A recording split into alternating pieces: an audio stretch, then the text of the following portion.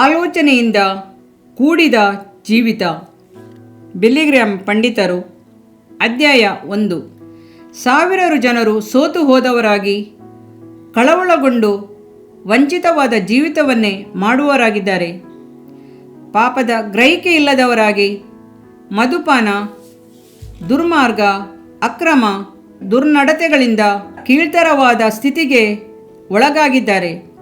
ಇವರಿಗಾಗಿ ನಾವು ಒಂದು ಶುಭ ಸಂದೇಶವನ್ನಿಟ್ಟಿದ್ದೇವೆ. ಕ್ರಿಸ್ತ ಯೇಸುವನ್ನು ಪ್ರಕಟಿಸಿ ಪವಿತ್ರಾತ್ಮನ ಬಲದಿಂದ ಅವರನ್ನು ಸರಿಯಾದ ಮಾರ್ಗದಲ್ಲಿ ನಡೆಸುವುದೇ ನಮ್ಮ ಆಲೋಚನೆಯಾಗಿದೆ. ಮಾರ್ಪಾಟು ಎಂಬುದು ಪೂರ್ಣವಾದ ಬದಲಾವಣೆಯೇ ಆಗಿದೆ. ಈ ಬದಲಾವಣೆಯನ್ನು ನಾನು ಮಾಡುವುದಿಲ್ಲ. ಪೂರ್ಣ ಮನಸ್ಸಿನಿಂದ ಸುವಾರ್ತೆಯನ್ನು ಅಂಗೀಕರಿಸುವಾಗ ಮಾತ್ರವೇ ದೇವಾದಿದೇವನಿಂದ ಈ ಮಾರ್ಪಾಟು ಉಂಟಾಗುತ್ತದೆ. ಸೌವಾರ್ತಿಕನಾದ ನನ್ನ ಕೆಲಸ ಬಿತ್ತುವುದು ತಕ್ಕ ಕಾಲದಲ್ಲಿ ಬೀಜವನ್ನು ಬಿತ್ತುವುದೇ ಆಗಿದೆ. ಬಿತ್ತುವವನಿಗೆ ಬೀಜವನ್ನು ಮೊಳಕೆ ಒಡೆಯುವಂತೆ ಮಾಡುವುದಾಗಲಿ, ಬೆಳಕನ್ನು ಶಾಖವನ್ನು ಉಂಟು ಮಾಡುವುದಾಗಲಿ ಸಾಧ್ಯವಿಲ್ಲದ ಕಾರ್ಯ. ಯಾಕೆಂದರೆ ಅದು ದೇವರಿಂದ ಮಾತ್ರವೇ ಸಾಧ್ಯ. ಮಾನವ ಹೃದಯದಲ್ಲಿ ಬೀಜವನ್ನು ಬಿತ್ತನೆ ಮಾಡುವಾಗ ಇತರೆ ಕಾರ್ಯಗಳು ಸರಿಯಾಗಿದ್ದರೆ ಆ ವ್ಯಕ್ತಿಯು ಆತ್ಮೀಯ ಬೆಳವಣಿಗೆಯನ್ನು ಹೊಂದುವವರೆಗೆ ಆ ಬೀಜವನ್ನು ಕರ್ತನು ತಾನೇ ಬೆಳೆಯ ಮಾಡುವನು. ಕ್ರಿಸ್ತನಲ್ಲಿ ಬಂದಾಕ್ಷಣವೇ ನೂತನ ಜೀವಿತ ಪ್ರಾರಂಭವಾಗುವುದು. ತಪ್ಪಾದ ಮಾರ್ಗದಲ್ಲಿ ಹೋಗುತ್ತಿದ್ದವನು ಈಗ ಸರಿಯಾದ ಮಾರ್ಗಕ್ಕೆ ತಿರುಗಿಕೊಳ್ಳುವನು. ಇದರ ಫಲವೇನೆಂದರೆ ಕ್ರೈಸ್ತನು ಕ್ರಿಸ್ತನ ಸಾರೂಪ್ಯಕ್ಕೆ ತಿರುಗುತ್ತಿರುವನು ಎಂದು ನಿರ್ಣಯವಾಗುತ್ತದೆ. ಸತ್ಯವೇದವು ನೀವು ನಿಮ್ಮ ಅಂತರ್ಯದಲ್ಲಿ ಹೊಸಬರಾಗಿ ನೂತನ ಸ್ವಭಾವವನ್ನು ಧರಿಸಿಕೊಳ್ಳಿರಿ. ಆ ಸ್ವಭಾವವು ದೇವರ ಹೋಲಿಕೆಯ ಮೇರೆಗೆ ಸತ್ಯಾನುಗುಣವಾದ ನೀತಿಯುಳ್ಳದಾಗಿಯೂ ದೇವ ಭಯವುಳ್ಳದಾಗಿಯೂ ನಿರ್ಮಿಸಲ್ಪಟ್ಟಿದೆ ಎಂದು ಹೇಳುತ್ತದೆ. ಎಫೆಸ 4:23-24. ಪರಿಪೂರ್ಣತೆಯನ್ನು ಹೊಂದುವುದು ಸುಲಭವಲ್ಲ. ಈ ಕಾಲದ ಸ್ಥಿತಿಯಲ್ಲಿ ಪ್ರಪಂಚವೇ ಹೋರಾಡುತ್ತದೆ. ಇದು ಕ್ಲಿಷ್ಟಕರವಾದದ್ದಾಗಿದೆ. ಮಾನವನ ಮನೋಭಾವದಲ್ಲಿ ಪರಿಪಕ್ವತೆ ಇಲ್ಲದಿರುವುದರಿಂದಲೂ, ರಾಜಕೀಯ ವಲಯದಲ್ಲಿ ಅಭಿವೃದ್ಧಿಯ ಕೊರತೆ ಎದ್ದು ಕಾಣುತ್ತಿರುವುದರಿಂದಲೂ ಹೋರಾಟವಿದ್ದೇ ಇರುವುದು. ಈ ಹೋರಾಟವು ಸಮಸ್ಯೆಗಳಿಂದ ಕೂಡಿದಾಗಿದೆ. ಇದು ಸಮಾಜದ ಕ್ರಾಂತಿಗೆ ಕಾರಣವಾಗಿದೆ. ಈ ಹೋರಾಟವು ಪರಿಶುದ್ಧತೆಯ ದೊರೆತನಕ್ಕೆ ಅಧೀನವಾಗುವಾಗ ಪರಿಪೂರ್ಣತೆಯನ್ನು ಮುಟ್ಟುತ್ತದೆ. ಒಬ್ಬ ಮನುಷ್ಯನು ಕ್ರಿಸ್ತನನ್ನು ಅಂಗೀಕಾರ ಮಾಡಿಕೊಂಡ ಕೂಡಲೇ ಇದುವರೆಗೆ ಇಲ್ಲದಂಥ ಸಮಸ್ಯೆಗಳನ್ನು, ಒತ್ತಡಗಳನ್ನು ಸಂಧಿಸಬೇಕಾಗುವುದು. ಅಂತರ್ಯದಲ್ಲಿ ಒಂದು ಮಾರ್ಪಾಟು ಉಂಟಾಗುವಾಗ ಅದರಂತೆಯೇ ನೂತನ ಜೀವಿತವನ್ನು ಮಾಡುವುದು ಸುಲಭವಾದ ಕಾರ್ಯವಲ್ಲ. ಇಂಥ ಒಂದು ಕಷ್ಟಕರವಾದ ಪರಿಸ್ಥಿತಿಯಲ್ಲಿ ಉಂಟಾಗುವಂಥ ಎಲ್ಲ ಹೋರಾಟವನ್ನು ನೀವು ಒಂಟಿಯಾಗಿ ನಡೆಸುವುದಿಲ್ಲ ಎಂಬುದು ಸತ್ಯ. ಇದಕ್ಕೆ ಸಹಾಯಾರ್ಥವಾಗಿ ಪವಿತ್ರಾತ್ಮನು ಆ ಕೂಡಲೇ ನಿಮ್ಮ ಮನುಷ್ಯನ ಅಂತರ್ಯದಲ್ಲಿ ಪ್ರವೇಶಿಸುವೆನೆಂದು ನಿಮಗೆ ಹೇಳಲಾಗುವುದು. ಒಬ್ಬ ವ್ಯಕ್ತಿಯು ತಾನು ಆತ್ಮೀಯ ರೀತಿಯಲ್ಲಿ ಪರಿಪೂರ್ಣತೆ ಹೊಂದಿದೆನೆಂದು ಹೇಳಿಕೊಳ್ಳುವ ಮೊದಲು ಕೆಲವು ತಿಂಗಳಾಗಲಿ ವರ್ಷಗಳಾಗಲಿ ಕಳೆದ ತರುವಾಯವೇ ಅಂಥ ಒಂದು ಪೂರ್ಣತೆಯು, ಮಾರ್ಪಾಟು ಉಂಟಾಗುವಂಥದ್ದಾಗಿದೆ. ಕೆಲವರು ಕ್ರಿಸ್ತನನ್ನು ಅಂಗೀಕರಿಸಿ ಕೊಂಡಾಗಿಯೂ ಆಧ್ಯಾತ್ಮಿಕವಾದ ಪೂರ್ಣತೆಯನ್ನು ಹೊಂದಿರುವುದಿಲ್ಲ. ಜೀವಮಾನ ಪೂರ್ತಿಯಾಗಿ ದೇವಾಲಯದ ಕಾರ್ಯಗಳಲ್ಲಿ ಕ್ರಮವಾಗಿರುವವರೇ ಆದರೂ ಕ್ರೈಸ್ತತ್ವದ ಪೂರ್ಣತೆಯನ್ನು ಮುಟ್ಟುವುದೇ ಇಲ್ಲ. ಅವರು ಇನ್ನೂ ಆತ್ಮಿಕವಾಗಿ ಕೂಸುಗಳಾಗಿಯೂ ಕ್ರಿಸ್ತನಲ್ಲಿ ಶಿಶುಗಳು ಎಂದೇ ನಿರ್ಣಯಿಸಲ್ಪಡುವವರಾಗಿರುತ್ತಾರೆ. ಅನುದಿನದ ಜೀವಿತದಲ್ಲಿ ಅಂಥವರು ಸತ್ಯವೇದ ವಾಚನಗಳಲ್ಲಿ ಹೆಚ್ಚಿನ ಆಸಕ್ತಿ ಇಲ್ಲದವರಾಗಿಯೂ, ಪ್ರಾರ್ಥನೆಯಲ್ಲಿ ಕೊರತೆಯುಳ್ಳವರಾಗಿಯೂ, ಅನುದಿನದ ಜೀವಿತದಲ್ಲಿ ಕ್ರಿಸ್ತನನ್ನು ಪ್ರತಿಬಿಂಬಿಸುವರಾಗಿಲ್ಲದವರಿಗಾಗಿಯೂ ಇರುವರು. ದೇವರು ಮನುಷ್ಯರನ್ನು ಸತ್ಯವಂತರನ್ನಾಗಿ ಸೃಷ್ಟಿಸಿದನು. ಅವರಾದರೂ ಬಹು ಯುಕ್ತಿಗಳನ್ನು ಕಲ್ಪಿಸಿಕೊಂಡಿದ್ದಾರೆ ಎಂದು ಪ್ರಸಂಗಿ ಹೇಳುತ್ತಾನೆ. ಪ್ರಸಂಗಿ 7:29. ಈಗ ನೀವು ಒಂದು ನಿಮಿಷ ಪೂರ್ಣತೆಯನ್ನು ಕುರಿತು ಚಿಂತನೆ ಮಾಡುವಂತೆ ನಾನು ಬಯಸುತ್ತೇನೆ. ಪರಿಪೂರ್ಣತೆಗೆ ಮಾದರಿಯಾಗಿದ್ದು ಬಾಳಿ ತೋರಿಸಿದಾತನು ನಮ್ಮ ಕರ್ತನಾದ ಯೇಸುಕ್ರಿಸ್ತನೊಬ್ಬನೇ. ಆತನು ಮನುಷ್ಯನಂತೆಯೇ ನಡೆದನು, ಮನುಷ್ಯನಂತೆ ಮಾತಾಡಿದನು. ಜೀವಿತವನ್ನು ಕುರಿತಾಗಿ ಆತನ ಗುರಿ, ಉದ್ದೇಶ, ಪ್ರಪಂಚವನ್ನು ಕುರಿತಾದ ಅಭಿಪ್ರಾಯ ಎಲ್ಲವುಗಳಲ್ಲಿಯೂ ಪರಿಪೂರ್ಣತೆಯನ್ನೇ ಕಾಣಬಹುದಾಗಿತ್ತು. ಪಾಪದಿಂದ ತುಂಬಿರುವ ಈ ಪ್ರಪಂಚವನ್ನು ತನ್ನ ಪವಿತ್ರ ದೃಷ್ಟಿಯಿಂದಲೇ ಕಂಡನು. ಆದರೆ ಅದರ ನಿಮಿತ್ತ ಆತನು ಅಧೈರ್ಯ ಪಡಲಿಲ್ಲ, ಹಿಂತೆಗೆಯಲಿಲ್ಲ. ನಂಬಿಕೆ ಇಲ್ಲದಂಥ ಈ ಪ್ರಪಂಚಕ್ಕೆ ಆತನು ಹೇಳಿದುದು, ನಾನಾದರೂ ಅವುಗಳಿಗೆ ಜೀವವು ಇರಬೇಕೆಂತಲೂ ಅದು ಸಮೃದ್ಧಿಯಾಗಿ ಪರಿಪೂರ್ಣವಾಗಿ ಇರಬೇಕೆಂತಲೂ ಬಂದೆನು. ಯೆಹೋವನ 10:10. ಕತ್ತಲೆ ತುಂಬಿದ ಈ ಪ್ರಪಂಚಕ್ಕೆ ಆತನು ಪ್ರಕಾಶಿಸುವ ಬೆಳಕಾಗಿ ಬಂದನು. ಮಾರ್ಗ ತಪ್ಪಿದ ಪ್ರಪಂಚದ ಮೇಲೆ ಮುಸುಕಿದ ನಂಬಿಕೆಯಿಲ್ಲದ ಮೋಡಗಳನ್ನು ಆತನು ತಾನೇ ತನ್ನ ಪ್ರಕಾಶದಿಂದ ಅಗಲಿಸಿದನು. ಗೊತ್ತು ಗುರಿಯಿಲ್ಲದ ಜೀವಿತ. ಇಂದು ಮಾನವರ ಹೃದಯವನ್ನು ಕಾರಣವಿಲ್ಲದ ಭಯವು ಆವರಿಸಿಕೊಂಡಿದೆ. ಅಪನಂಬಿಕೆಯಿಂದ ಕೂಡಿದವರಾಗಿ ಎಲ್ಲಿ ಹೋಗುತ್ತಿದ್ದೇವೆಂದು ಅರಿಯದವರಾಗಿದ್ದಾರೆ. ಮಾನವನ ಅಭಿವೃದ್ಧಿಗಾಗಿ ಮುಂದುವರೆದಿರುವ ಸಂಶೋಧನೆಗಳು ಸಹ ಈ ದಿಕ್ಕಿನಲ್ಲಿ ಫಲಕಾರಿಯಾಗಲಿಲ್ಲ. ಮಾನವನ ಗೊತ್ತುಗುರಿಯಿಲ್ಲದ ಜೀವಿತದಲ್ಲೂ ಇದನ್ನೇ ಕಾಣುತ್ತೇವೆ.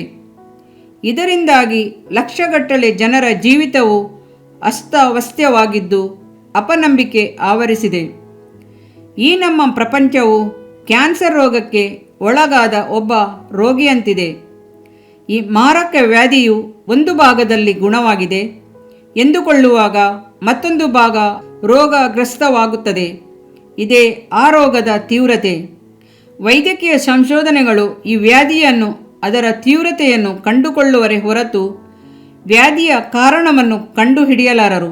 ಪ್ರಪಂಚದ ಆಧುನಿಕ ಶಕ್ತಿಗಳು ಒಂದನ್ನೊಂದು ಎದುರಿಸಿ ನಿಲ್ಲುವ ಕಾರಣವಾದರೂ ಏನು? ಮಾನವನಲ್ಲಿ, ಅದರಲ್ಲೂ ಮುಂದುವರೆದ ಈ ಪ್ರಪಂಚದಲ್ಲಿ ನಾಗರಿಕತೆ, ಶಿಕ್ಷಣ, ಕ್ರಮಬದ್ಧ ಜೀವಿತ ಇವೆಲ್ಲವುಗಳಲ್ಲಿ ಆ ವ್ಯವಸ್ಥೆಯನ್ನೇ ಕಾಣುತ್ತಿರುವಲ್ಲಿ ಅದನ್ನು ಕಂಡು ಕಾಣದಂತೆ ಬಿಟ್ಟು ಕೊಡುವ ಕಾರಣವೇನು? ಪ್ರಪಂಚದ ನಾಯಕರು ಲಕ್ಷಗಟ್ಟಲೆ ಜನರ ಜೀವಿತವನ್ನೇ ಯುದ್ಧ ರಂಗವನ್ನಾಗಿಸಿ ಪ್ರಪಂಚವನ್ನು ಯುದ್ಧರಂಗದ ತುದಿಗೇರಿಸಿರುವ ಕಾರಣವೇನು? ಯೌವನ ಕಾಲವು ಚಿಂತೆಯೇ ಇಲ್ಲದೆ ಕಳೆಯುವ ಒಂದು ಕಾಲ. ಆದರೆ ಈ ದಿನದ ಯುವಕರನ್ನು ತಪ್ಪಿಸ್ತ ಮನೋಭಾವಕ್ಕೂ ಅನಾಗರಿಕತನಕ್ಕೂ ಅಲ್ಪ ಸಂತೋಷಗಳಿಗೂ ಕೇವಲವಾದ ಕಾಮುಕತನಕ್ಕೂ ಸಿಕ್ಕಿಬಿದ್ದು ಹತೋಟಿಗೆ ಬಾರದವರನ್ನಾಗಿರಿಸುವ ಅಘೋರವಾದ ಈ ದುಷ್ಟಶಕ್ತಿ ಯಾವುದು? ತಮ್ಮ ಕುಟುಂಬಗಳನ್ನು ತೊರೆದು ತನ್ನ ಮಡದಿಯನ್ನು, ಮುದ್ದು ಮಕ್ಕಳನ್ನು ಬಿಟ್ಟು ಅಗಲಿ ಬೇರೊಬ್ಬ ಸ್ತ್ರೀಯೊಂದಿಗೆ ಓಡಿ ಹೋಗುವಂತೆ ಪ್ರೇರಿಸುವ ಶಕ್ತಿ ಯಾವುದು? ಈ ಪ್ರಪಂಚಕ್ಕೆ ಏನಾಯಿತು ಎಂದು ಕೇಳುವವರು ಅನೇಕರಿರುವರು. ನಾವು ಅನುದಿನದ ಜೀವಿತದಲ್ಲಿ ತಪ್ಪಿ ಹೋಗಿದ್ದೇವೆ. ಸತ್ಯವೇದವು, ಹೃದಯವು ಎಲ್ಲಕ್ಕಿಂತಲೂ ವಂಚಕ, ಗುಣವಾಗದ ರೋಗಕ್ಕೆ ಒಳಗಾಗಿದೆ. ಯೆರೆಮೀಯ 17:9 ಎಂದು ಹೇಳುತ್ತದೆ. ಪಾಪ ನಿವೃತ್ತಿಗಾಗಿ ಒಂದೇ ಪರಿಹಾರ. ಪಾಪ ಎಂಬ ಪದಕ್ಕೆ ವಿರೋಧವಾಗಿ ಅನೇಕರು ಕಲಹವನ್ನೇ ಮಾಡುತ್ತಾರೆ. ಇದು ಇಷ್ಟವಾದುದು ಅಲ್ಲ ಎಂದು ಒಪ್ಪಿಕೊಳ್ಳುವುದಾಗಿದ್ದರೂ ಇದು ಒಂದು ಕ್ಯಾನ್ಸರ್ ಕಾಯಿಲೆಯೋ, ಕುಷ್ಠರೋಗವೋ ಅಥವಾ ಲುಕೇಮಿಯಾವೋ ಅಲ್ಲ. ಅವೆಲ್ಲವೂ ನಮಗೆ ಮರಣವನ್ನು ಉಂಟುಮಾಡುತ್ತವೆ, ಅಳಿವನ್ನು ವಿವರಿಸುತ್ತವೆ, ನಂಬಿಕೆಯನ್ನು ನಮ್ಮಿಂದ ತೆಗೆದುಹಾಕುತ್ತದೆ. ಆದಾಗ್ಯೂ ಈ ಕ್ಯಾನ್ಸರ್, ಕುಷ್ಠರೋಗ, ಲುಕೇಮಿಯಾ ಮುಂತಾದ ಭಯಂಕರ ವ್ಯಾಧಿಗಿಂತಲೂ ಭಯಂಕರವಾದ ಪಾಪವೆಂಬ ವ್ಯಾಧಿ ಪೀಡಿತರಾದವರಿಗೆ ಒಂದು ನಂಬಿಕೆ ಉಂಟು. ಪಾಪಕ್ಕೆ ನಿವಾರಣೆ ಉಂಟು, ಪರಿಹಾರವೂ ಇದೆ. ಅದನ್ನು ಗುಣಪಡಿಸಬಹುದು. ಪ್ರತಿಯೊಂದು ಪಾಪದ ಅಘೋರತೆಯನ್ನು ಪೂರ್ಣವಾಗಿ ಅಗಲಿಸಿ ಹೀನಯವಾದ ಪಾಪಿಯನ್ನು ಶುದ್ಧೀಕರಿಸಿ ಶುಭ್ರ ಮಾಡಲು ದೇವಾದಿದೇವನು ತಾನೇ ಕೃಪಾಪೂರ್ಣನೇ ಆಗಿದ್ದಾನೆ. ಪಾಪವೆಂಬ ರೋಗಪೀಡಿತರಾಗಿ ಪಾಪಿ ಎಂಬ ಹೆಸರನ್ನು ಹೊತ್ತವರು ಲೋಕದಲ್ಲೆಲ್ಲ ಇದ್ದೇ ಇರುವರು. ನಿಮ್ಮ ಮನಸ್ಸು ಆಧ್ಯಾತ್ಮಿಕ ಸತ್ಯತೆಯನ್ನು ಕಂಡುಕೊಳ್ಳದಂತೆ ಕುರುಡರಾಗಿರುವುದರಿಂದ ಅಲ್ಪ ಸಂತೋಷ, ದುಡುಕುತನ, ಆಶೆ, ಇಚ್ಛೆಗಳಿಂದ, ದುರ್ನಡತೆಗಳಿಂದ ಕೂಡಿ ಹೆಮ್ಮೆಯಿಂದ ಗರ್ವದಿಂದ ಉಬ್ಬಿಕೊಂಡಿದೆ. ನಿಮ್ಮ ಮನಸಾಕ್ಷಿ ಮಂದವಾಗಿರುವುದರಿಂದ ಒಳ್ಳೆಯವುಗಳನ್ನು ಕಂಡು ಕೊಳ್ಳಲಾರದವರಾಗಿರುವಿರಿ, ಇದರಿಂದ ಜಯಿಸಲಾರದವರಾಗಿದ್ದೀರಿ. ನೀವು ಕ್ರಿಸ್ತನಿಗೆ ತಕ್ಕ ಜೀವಿತವನ್ನು ಮಾಡಲು ಬಯಸಿರಿ. ಕ್ರಿಸ್ತ ಯೇಸುವಿನ ಬೋಧನೆಗಳು ಉತ್ತಮವಾಗಿ ಬಾಳಲು ನಿಮಗೆ ಸಹಾಯ ಮಾಡುವಂಥವುಗಳಾಗಿವೆ. ಆದ್ದರಿಂದಲೇ ಯೇಸು ಸ್ವಾಮಿಯು, ಎಲೆ ಕಷ್ಟಪಡುವವರೇ, ಹೊರೆ ಹೊತ್ತವರೇ, ನೀವೆಲ್ಲರೂ ನನ್ನ ಬಳಿಗೆ ಬನ್ನಿರಿ, ನಾನು ನಿಮಗೆ ವಿಶ್ರಾಂತಿ ಕೊಡುವೆನು. ನಾನು ಸಾತ್ವಿಕನು, ದೀನ ಮನಸ್ಸುಳ್ಳವನು ಆಗಿರುವುದರಿಂದ ನನ್ನ ನೊಗವನ್ನು ನಿಮ್ಮ ಮೇಲೆ ತೆಗೆದುಕೊಂಡು ನನ್ನಲ್ಲಿ ಕಲಿತುಕೊಳ್ಳಿರಿ. ಆಗ ನಿಮ್ಮ ಆತ್ಮಗಳಿಗೆ ವಿಶ್ರಾಂತಿ ಸಿಕ್ಕುವುದು. ಮತ್ತಾಯ 11:28 ಎಂದು ಹೇಳುತ್ತಾನೆ. ಸತ್ಯವೇದವು ಅಳಿವಿನ ಡೊಂಗರದಿಂದ ಬಿಡಿಸಿ ಕ್ರಿಸ್ತ ಯೇಸುವಿನ ಮಹಿಮೆಯುಳ್ಳ ನಿರೀಕ್ಷೆಯಲ್ಲಿ ತೊಡಗಿಸುವ ನಂಬಿಕೆ ಎಂಬ ಸೇತುವೆಯ ಬಗ್ಗೆ ಹೇಳುತ್ತದೆ. ಮೊದಲು ದೂರವಾಗಿದ್ದ ನೀವು ಕ್ರಿಸ್ತ ಯೇಸುವನ್ನು ಸೇರಿದವರಾಗಿದ್ದು ಆತನ ರಕ್ತದ ಮೂಲಕ ಸಮೀಪಸ್ಥರಾದಿರಿ. ನಿಮ್ಮನ್ನು ನಮ್ಮನ್ನು ಒಂದು ಮಾಡಿದವನಾದ ಆತನೇ ನಮಗೆ ಸಮಾಧಾನ ಕೃತ್ಯವಾಗಿದ್ದಾನೆ. ಇದ್ದ ದ್ವೇಷವನ್ನು ತನ್ನ ಶಿಲುಬೆಯ ಮೇಲೆ ಕೊಂದು ಆ ಶಿಲುಬೆಯ ಮೂಲಕ ಉಭಯರನ್ನು ಒಂದೇ ದೇಹದಂತಾಗ ಮಾಡಿ ದೇವರೊಂದಿಗೆ ಸಮಾಧಾನ ಪಡಿಸಿದ್ದಾನೆ. ಎಫೆಸ 2:13-16. ಎಲ್ಲ ನೀತಿಗೂ ಮೇಲಾದ ದೇವಾದಿದೇವನ ನ್ಯಾಯಾಸನದ ಮುಂದೆ ತಪ್ಪು ದೋಷಗಳಿಲ್ಲದೆ ನಿಲ್ಲಬೇಕಾದರೆ ಶಿಲುಬೆ ಎಂಬ ಸೇತುವೆಯನ್ನು ದಾಟಬೇಕು. ಅದನ್ನು ಕುರಿತು ಒಬ್ಬ ಭಕ್ತನು ಹೀಗೆ ಹಾಡಿದ್ದಾನೆ: ಇಲ್ಲಿ ಒಂದು ರಕ್ತದ ಬುಗ್ಗೆ, ಇಮ್ಮಾನುವೇಲನ ನರನಾಡಿಗಳಲ್ಲಿ ಹರಿದ ರುಧಿರದ ಬುಗ್ಗೆ, ಪಾಪವಿಲ್ಲದ ಬುಗ್ಗೆಯಲ್ಲಿ ಪಾಪಿಗಳು ಮುಳುಗುವ ಬುಗ್ಗೆ, ಪಾಪ ಭಾರವ ನೀಗಿಸಿ ಆನಂದಗೊಳಿಸುವ ಬುಗ್ಗೆ. ಆ ಬುಗ್ಗೆಯ ಬಳಿಗೆ ಬನ್ನಿರಿ. ನಿಮಗೆ ಬೇಕು ದೇವಬಲ. ನಾನು ಒಳ್ಳೆಯದನ್ನೇ ಮಾಡಲು ತೀರ್ಮಾನಿಸುವೆನು. ನನ್ನ ಸ್ವಂತ ಶಕ್ತಿಯನ್ನು ಒಂದುಗೂಡಿಸಿ ನನ್ನ ಜೀವಿತದ ದಿಕ್ಕನ್ನೇ ಬದಲಾಯಿಸುವೆನು ಎಂದು ನೀವು ಹೇಳುತ್ತೀರಿ.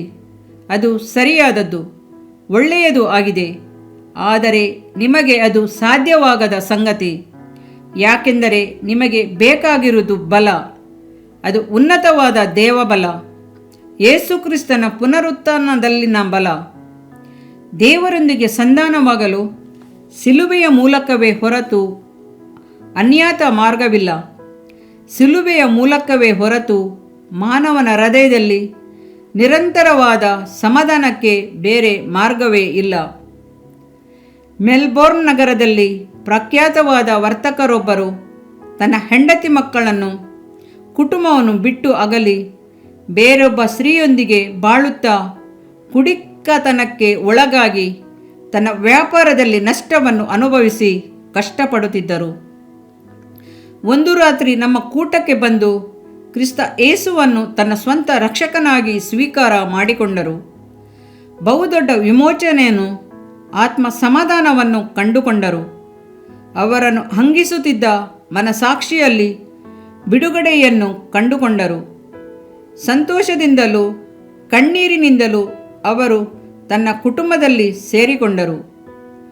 ಮನಃಶಾಸ್ತ್ರ ಪಂಡಿತರು, ವೈದ್ಯ ತಜ್ಞರು, ಮತ ಬೋಧಕರು, ತತ್ವಜ್ಞಾನಿಗಳು ಮಾಡಲಾರದದನ್ನು ನನ್ನ ವಿಮೋಚಕನಾದ ಕ್ರಿಸ್ತ ಯೇಸುವು ಕೆಲವೇ ನಿಮಿಷಗಳಲ್ಲಿ ನನಗಾಗಿ ಮಾಡಿ ಮುಗಿಸಿದನು. ಮಹತ್ತರವಾದ ವಿಮೋಚನಾ ಗ್ರಹಿಕೆ ನನ್ನಲ್ಲಿ ಉಂಟಾಗಿದೆ ಎಂದು ಅವರು ನನ್ನ ಬಳಿ ಹೇಳಿದರು. ಕ್ರೈಸ್ತನಾಗಿರುವುದು ಮನೋ ಉಲ್ಲಾಸಕರವಾದದ್ದು ಎಂದು ಅವರು ಹೇಳಿದ್ದನ್ನು ನನಗೆ ಮರೆಯಾಗಲಿಲ್ಲ. ಕರ್ತನು ವಾಗ್ದಾನ ಮಾಡಿದ್ದಾನೆ. ಸ್ಕಾಟ್ಲೆಂಡ್ ಬೀದಿಯಲ್ಲಿ ಅನೇಕ ವರ್ಷಗಳಿಂದ ವಾಸವಾಗಿದ್ದಂಥ ಒಬ್ಬ ಕಲಾವಿದೆಯು ತನ್ನಿಷ್ಟದಂತೆ ತನ್ನ ಕೆಲವು ಸ್ನೇಹಿತರೊಂದಿಗೆ ಕೂಟಕ್ಕೆ ಬಂದಳು. ತನ್ನ ಪಾಪಗಳನ್ನು ಕುರಿಮರಿಯಾದ ತನ್ನ ರಕ್ತದಿಂದ ತೊಳೆಯಲ್ಪಟ್ಟವಳಾಗಿ ಮಾರ್ಪಟ್ಟಳು. ನಿಮ್ಮ ಪಾಪಗಳು ಕಡು ಕೆಂಪಾಗಿದ್ದರೂ ಹಿಮದ ಹಾಗೆ ಬಿಳುಪಾಗುವು. ಯೆಶಾಯ 1:18. ಕೆಂಪಾಗಿದ್ದಂಥ ತನ್ನ ಪಾಪಗಳು ಈಗ ಹಿಮದಂತೆ ಬಿಳುಪಾಗಿ ಹೋಯಿತು ಎಂದು ನಂಬುವುದು ನನಗೆ ಬಹಳ ಕಷ್ಟಕರವಾಗಿದೆ. ಆದಾಗ್ಯೂ ಕರ್ತನು ವಾಗ್ದಾನ ಮಾಡಿದನಲ್ಲವೇ, ಅದರಂತೆ ನನಗೂ ನಡೆದದೆ ಎಂದು ಅರಿತಿದ್ದೇನೆ ಎಂದು ಕಣ್ಣೀರಿನಿಂದ ಹೇಳಿದಳು. ಅವಳು ಈಗ ಒಂದು ಕಾರ್ಯಾಲಯದಲ್ಲಿ ಉದ್ಯೋಗದಲ್ಲಿದ್ದುಕೊಂಡು ತನ್ನ ಸಮಯವನ್ನು ಕ್ರೈಸ್ತ ಸೇವಾ ಕಾರ್ಯಗಳಿಗಾಗಿ ಕೊಟ್ಟಿದ್ದಾಳೆ. ಒಬ್ಬ ವ್ಯಕ್ತಿಯಲ್ಲಿ ಅಂಥ ಒಂದು ಮಾರ್ಪಾಟನ್ನು ಕ್ರಿಸ್ತನಿಂದ ಮಾತ್ರವೇ ಮಾಡಲು ಸಾಧ್ಯ. ಅಮೆರಿಕ ಸಂಸ್ಥಾನದ ಹೆದ್ದಾರಿ ನಂಬರ್ 1 ದಕ್ಷಿಣ ಭಾಗದಲ್ಲಿನ ಭಯಂಕರವಾದ ಒಂದು ಜೌಗು ಪ್ರದೇಶದ ಕಡೆಗೆ ಹೋಗುತ್ತದೆ. ಅಲ್ಲಿ ವಿಷಜಂತುಗಳು, ಮೊಸಳೆಗಳು, ಹುಸಿ, ಮರಳು, ನೆಲಗಳು ಮುಂತಾದವುಗಳಿಂದ ಕೂಡಿದ ಈ ಮಾರ್ಗದಲ್ಲಿ ನೂರಾರು ಮಂದಿಯ ಜೀವ ನಷ್ಟವಾಗಿದೆ. ಒಬ್ಬ ವಾಹನ ಸಂಚಾರಿ ತನ್ನ ಮಾರ್ಗವನ್ನು ಕುರಿತು ವಿಚಾರಿಸಿದಾಗ, ಈ ಹೆದ್ದಾರಿ ನಂಬರ್ 1 ಎಂಬ ಈ ಮಾರ್ಗ ಸಾಕಷ್ಟು ಹಣ ಖರ್ಚು ಮಾಡಿ ತ್ಯಾಗದಿಂದಲೂ ಶ್ರಮೆಯಿಂದಲೂ ಕಟ್ಟಲ್ಪಟ್ಟಿದ್ದಾಗಿಯೂ ಅದು ಸುರಕ್ಷತೆಯ ಹಾದಿಯಲ್ಲವೆಂದು ಎಚ್ಚರಿಸಲ್ಪಟ್ಟಾಗಿಯೂ ಆ ಸಂಚಾರಿ ಆ ಪ್ರದೇಶದಲ್ಲಿ ದಾಟಿ ಹೋಗುವುದನ್ನೇ ಸ್ವೇಚ್ಛೆಯಾಗಿ ಆರಿಸಿಕೊಂಡದ್ದೇ. ಆದರೆ ಬುದ್ಧಿಯಿಲ್ಲದ ದುಡುಕಿನ ಮನುಷ್ಯ ತನ್ನ ಮಾರ್ಗವನ್ನು ಆರಿಸಿಕೊಳ್ಳುವುದರಲ್ಲಿ ತಪ್ಪಿ ಹೋಗುವನಾದರೆ ಅವನನ್ನು ಬುದ್ಧಿಹೀನನೆಂದು ಎಣಿಸುವಿರಲ್ಲವೇ? ಆಶ್ರಯವನ್ನು ಎಚ್ಚರಿಕೆಯನ್ನು ಅಸಡ್ಡೆ ಮಾಡುವವನು ಭಯಂಕರವಾದ ಆತ್ಮಹತ್ಯೆಗೆ ಮುಂದಾಗುವವನೇ ಆಗಿರುವನಲ್ಲವೇ? ನಿಮಗೆ ಸಹಾಯ ಬೇಕು. ಹೌದು, ಜೀವಿತವೆಂಬುದು ಒಂದು ಕಷ್ಟಕರವಾದ ಹಾದಿ. ಅದರಲ್ಲಿ ಅನೇಕ ಭಯಂಕರಗಳು, ಆಪತ್ತುಗಳು, ಇಕ್ಕಟ್ಟುಗಳು ತುಂಬಿವೆ. ನಮ್ಮನ್ನು ಸಿಕ್ಕಿಸುವ ಅನೇಕ ವಂಚನೆಗಳು ಆತ್ಮಗಳನ್ನು ಸೆರೆಹಿಡಿಯುವ ಬಲೆಗಳಾಗಿವೆ. ಒಂದು ಕಾರ್ಯ ಮುಖ್ಯವಾದದ್ದು. ಸಮಸ್ಯೆಗಳು ತುಂಬಿದ ಜೀವಿತದಲ್ಲಿ ಪರಿಹಾರವನ್ನು, ಮಾರ್ಗವನ್ನು ಕಂಡುಕೊಳ್ಳಲು ನಮಗೆ ಉನ್ನತವಾದ ಒಂದು ಸಹಾಯ ಅವಶ್ಯ. ಕರ್ತನಲ್ಲಿ ಒಂದೇ ಒಂದು ಮಾರ್ಗವುಂಟು, ಅದು ಶಿಲುಬೆಯ ಮಾರ್ಗವಾಗಿದೆ ಎಂದು ಸತ್ಯವೇದವು ಹೇಳುತ್ತದೆ. ಆಧ್ಯಾತ್ಮಿಕ ಪೂರ್ಣತೆಯ ಪ್ರಾರಂಭವನ್ನು ನೀವು ಶಿಲುಬೆಯಲ್ಲಿ ಕಾಣುವಿರಿ. ದೇವ ಚಿತ್ತವನ್ನು ನೆರವೇರಿಸಲು ಬೇಕಾದ ದೇವ ಬಲವನ್ನು ಶಿಲುಬೆಯಲ್ಲಿ ಮಾತ್ರವೇ ಕಾಣಬಹುದು. ನಿಮಗೆ ನೀವೇ ಸಹಾಯಕರಾಗಿರಲು ಸಾಧ್ಯವಿಲ್ಲ. ನಿಮ್ಮ ಅಭ್ಯಾಸಗಳಿಂದಲೂ ನಿಮ್ಮನ್ನು ಬಂಧಿಸಿರುವ ಪಾಪ ಕಟ್ಟುಗಳಿಂದಲೂ ಹೊರಬರಲು, ಬಿಡುಗಡೆ ಹೊಂದಲು ನಿಮ್ಮಿಂದ ಸಾಧ್ಯವೇ ಇಲ್ಲ. ಯಾಕೆಂದರೆ ಅದನ್ನು ಜಯಿಸಲು ನಿಮಗೆ ಉನ್ನತ ಬಲ ಬೇಕು. ನಿಮಗೆ ಸಹಾಯಕನು ಯೇಸುಕ್ರಿಸ್ತನೇ. ಕ್ರಿಸ್ತ ಯೇಸುವು ಮಾನವನ ಹೃದಯವನ್ನು ಪ್ರವೇಶಿಸುವಾಗ ಸತ್ಯವೇದದಲ್ಲಿ ಹೇಳಿರುವಂತೆ ಪರಿಶುದ್ಧತೆ ಎಂಬ ಕ್ರಿಯೆ ಪ್ರಾರಂಭವಾಗುತ್ತದೆ. ಆಧ್ಯಾತ್ಮಿಕ ಪೂರ್ಣತೆಯನ್ನು ಆರಿಸಿ ನೀವು ಕ್ರಿಸ್ತ ಯೇಸುವಿನ ಕೃಪೆಯಲ್ಲೂ ದೈವಿಕ ಜ್ಞಾನದಲ್ಲೂ ಬೆಳೆಯಲಾರಂಭಿಸುವಿರಿ. ನೀವು ಅಧಿಕವಾಗಿ ಯೇಸುಕ್ರಿಸ್ತನ ಸ್ವರೂಪದಲ್ಲಿ ರೂಪಾಂತರಿಸಲ್ಪಡುವಿರಿ. ದೇವರ ಮಕ್ಕಳು ಆತನ ಕುಮಾರನಾದ ಕ್ರಿಸ್ತ ಯೇಸುವಿನ ಸ್ವರೂಪ ಉಳ್ಳವರಾಗಬೇಕೆಂಬುದೇ ತಂದೆ ದೇವರ ಮಹತ್ತರವಾದ ಆಕಾಂಕ್ಷೆಯಾಗಿದೆ. ಯೇಸುಕ್ರಿಸ್ತನ ಸನ್ನಿಧಾನದಲ್ಲಿ ನೀವು ನಿಲ್ಲದಿದ್ದಲ್ಲಿ ನಿಮ್ಮನ್ನು ನೀವು ಪೂರ್ಣಪಡಿಸಿಕೊಳ್ಳಲಾರಿರಿ ಎಂಬುದು ಸತ್ಯ. ಆದ್ದರಿಂದ ನೀವು ಅನುದಿನವೂ ಕ್ರಿಸ್ತನಲ್ಲಿ ಬೆಳೆಯುವವರಾಗಬೇಕು. ನಿಮ್ಮಲ್ಲಿ ಅನೇಕರು ಬೆಳೆಯಲು ಇನ್ನೂ ಪ್ರಾರಂಭವೇ ಮಾಡಿಲ್ಲ. ನಿಮ್ಮ ಪಾಪಗಳನ್ನು ಹರಿಕೆ ಮಾಡಿ ಕ್ರಿಸ್ತನನ್ನು ನಿಮ್ಮ ರಕ್ಷಕನಾಗಿ ಅಂಗೀಕಾರ ಮಾಡಿಕೊಂಡಿಲ್ಲ. ನೀವು ಪವಿತ್ರಾತ್ಮನಿಂದ ಮತ್ತೆ ಹುಟ್ಟಲೇ ಇಲ್ಲ. ಎಂದಾದರೂ ಒಂದು ದಿನ ನೀವು ನಮ್ಮ ಜೀವನವನ್ನು ಪ್ರಾರಂಭಿಸಲೇಬೇಕಾಗಿದೆ. ಆದ್ದರಿಂದ ಹಿಂದೆ ಏಕೆ ಪ್ರಾರಂಭಿಸಬಾರದು? ಕ್ರಿಸ್ತ ಯೇಸುವಿನಲ್ಲಿ ನಿಮ್ಮ ಜೀವಿತವನ್ನು ಅರ್ಪಣೆ ಮಾಡಿ ಆತನಿಂದ ಆ ಜೀವಿತದ ಮಾರ್ಗವನ್ನು ಅಂಗೀಕರಿಸಿ ಆತ್ಮಿಕ ಪೂರ್ಣತೆಯಲ್ಲಿ ಬೆಳೆಯಬಾರದು. ಅದು ನಿಮಗೆ ಅತ್ಯಗತ್ಯವಾದದ್ದು. ಇದೇ ನಿಮ್ಮ ಕುಟುಂಬದ ಅವಶ್ಯಕತೆ. ಇದು ನಿಮಗೆ ಅವಶ್ಯ. ಮತ್ತು ಹೇಳುವುದಾದರೆ ನಿಮಗೆ ಇರುವ ಒಂದೇ ನಂಬಿಕೆ ಇದೆ.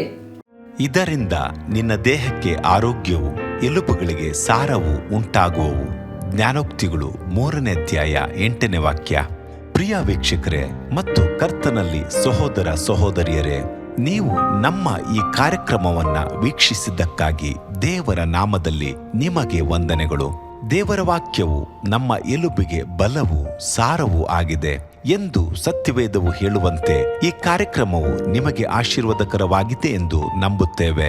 ಪ್ರಿಯ ವೀಕ್ಷಕರೇ, ನಮ್ಮ ಈ ಸೇವೆಗಾಗಿ ಪ್ರಾರ್ಥಿಸಿರಿ ಮತ್ತು ಎಲ್ಲಾ ಕಾರ್ಯಕ್ರಮಗಳನ್ನ ಇತರರೊಂದಿಗೆ ಶೇರ್ ಮಾಡಿರಿ. ಅದೇ ರೀತಿಯಾಗಿ ನಮ್ಮ ಈ ಯೂಟ್ಯೂಬ್ ಚಾನೆಲ್ ಅನ್ನು ಸಬ್ಸ್ಕ್ರೈಬ್ ಮಾಡಿರಿ ಹಾಗೂ ಲೈಕ್ ಮಾಡಿ. ನಿಮ್ಮ ಅನಿಸಿಕೆಗಳನ್ನು ಕಮೆಂಟ್ ಬಾಕ್ಸ್ನಲ್ಲಿ ನಮಗೆ ತಿಳಿಯಪಡಿಸಿ. ನಮ್ಮ ಸಂಖ್ಯೆ 7022104605. ಈ ಸಂಖ್ಯೆಗೆ ಕರೆ ಮಾಡಿರಿ. ಒಬ್ಬ ಪಾಪಿಯ ಪ್ರಾರ್ಥನೆ. ಯೇಸುವನ್ನು ರಕ್ಷಕನಾಗಿ ಅಂಗೀಕರಿಸಲು ಮಾಡಬೇಕಾದ ಪ್ರಾರ್ಥನೆ. ಪ್ರಿಯ ಪರಲೋಕದ ತಂದೆಯೇ, ಯೇಸುವಿನ ಹೆಸರಿನಲ್ಲಿ ನಾನು ನಿನ್ನ ಬಳಿಗೆ ಬಂದಿದ್ದೇನೆ. ನನ್ನ ಬಳಿಗೆ ಬರುವವರನ್ನು ನಾನು ತಳ್ಳಿಬಿಡುವುದೇ ಇಲ್ಲ. ಯೋಹಾನ 6:37 ಎಂದು ನಿನ್ನ ವಾಕ್ಯ ಹೇಳುತ್ತದಲ್ಲ. ಆದ್ದರಿಂದ ನೀನು ನನ್ನನ್ನು ತಳ್ಳಿಬಿಡದೆ ನನ್ನನ್ನು ಸೇರಿಸಿಕೊಳ್ಳುವಿ ಎಂದು ನನಗೆ ಗೊತ್ತಿದೆ. ಆದ್ದರಿಂದ ನಾನು ನಿನಗೆ ಸ್ತೋತ್ರ ಮಾಡುತ್ತೇನೆ. ನೀನು ನಿನ್ನ ವಾಕ್ಯದಲ್ಲಿ ನೀನು ಯೇಸುವನ್ನೇ ಕರ್ತನೆಂದು ಬಾಯಿಂದ ಅರಿಕೆ ಮಾಡಿಕೊಂಡು ದೇವರು ಆತನನ್ನು ಸತ್ತವರೊಳಗಿಂದ ಎಬ್ಬಿಸಿದನೆಂದು ಹೃದಯದಿಂದ ನಂಬಿದರೆ ನಿನಗೆ ರಕ್ಷಣೆಯಾಗುವುದು ಎಂತಲೂ ಕರ್ತನ ನಾಮವನ್ನ ಹೇಳಿಕೊಳ್ಳುವವರೆಲ್ಲರಿಗೆ ರಕ್ಷಣೆಯಾಗುವುದೆಂತಲೂ ಬರೆದಿದೆ. ರೋಮ 10:9-13ನೇ ವಾಕ್ಯ. ಯೇಸು ಕ್ರಿಸ್ತನು ದೇವಕುಮಾರನೆಂದು ನನ್ನ ಹೃದಯದಲ್ಲಿ ನಂಬುತ್ತೇನೆ. ನನ್ನನ್ನು ನೀತಿವಂತನನ್ನಾಗಿ ಮಾಡುವುದಕ್ಕಾಗಿ ಆತನು ಸತ್ತವರೊಳಗಿಂದ ಎಬ್ಬಿಸಲ್ಪಟ್ಟನು ಎಂದು ನಂಬುತ್ತೇನೆ. ನಾನು ಆತನ ನಾಮವನ್ನ ಹೇಳಿಕೊಳ್ಳುತ್ತೇನೆ. ಯೇಸುವೇ, ನೀನೇ ಕರ್ತನು. ತಂದೆಯೇ, ನೀನು ನನ್ನನ್ನು ರಕ್ಷಿಸಿದಿ ಎಂದು ನಾನು ನಂಬುತ್ತೇನೆ. ನಿನ್ನ ವಾಕ್ಯವು ಹೇಳುತ್ತದೆ, ಮನುಷ್ಯನು ಹೃದಯದಿಂದ ನಂಬುವುದರ ಮೂಲಕ ನೀತಿಯು ದೊರಕುತ್ತದೆ, ಬಾಯಿಂದ ಅರಿಕೆ ಮಾಡುವುದರ ಮೂಲಕ ರಕ್ಷಣೆಯಾಗುತ್ತದೆ. ರೋಮ 10:10. ನಾನೀಗ ನನ್ನ ಹೃದಯದಲ್ಲಿ ನಂಬುತ್ತೇನೆ ಹಾಗೂ ಯೇಸುವೇ ನನ್ನ ಕರ್ತನೆಂದು ಅರಿಕೆ ಮಾಡುತ್ತೇನೆ.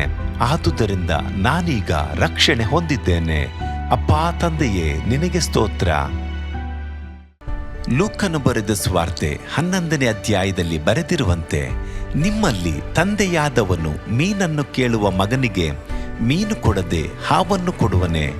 ಅಥವಾ ತತ್ತಿಯನ್ನು ಕೇಳಿದರೆ ಚೇಳನ್ನು ಕೊಡುವನೆ?